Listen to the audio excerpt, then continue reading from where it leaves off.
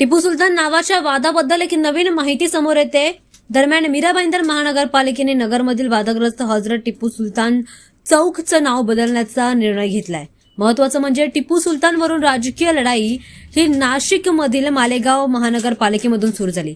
समाजवादी पक्षाचे नेते आणि उपमहापौर शान ए हिंद निहाल अहमद यांनी त्यांच्या अधिकृत कार्यालयात टिपू सुलतानचा फोटो लावला होता, ज्यामुळे प्रशासनाला आक्षेप घ्यावा लागला आणि ते हटवण्याचे आदेश देण्यात आले होते। या प्रशासकीय कारवाईनंतर काँग्रेसचे प्रदेशाध्यक्ष हर्षवर्धन सपकाळ यांनी टिपू सुलतानची तुलना छत्रपती शिवाजी महाराजांशी केल्यामुळे हा वाद अधिकच तापला आणि राजकीय वातावरण देखील यानंतर तापला गेला।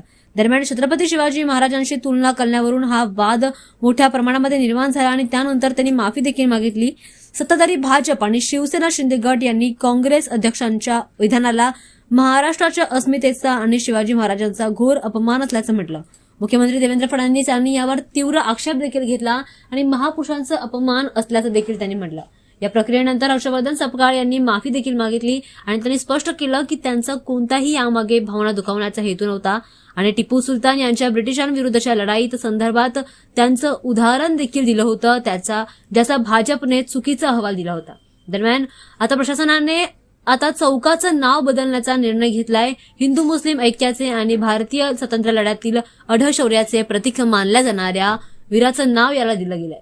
टिपू सुलतान भोवतीचे राजकारण संपवण्यासाठी आणि स्थानिक भावनांचा आदर करण्यासाठी अशफाकुल्ला खान यांचं नाव आता देण्याचं ठरवलंय।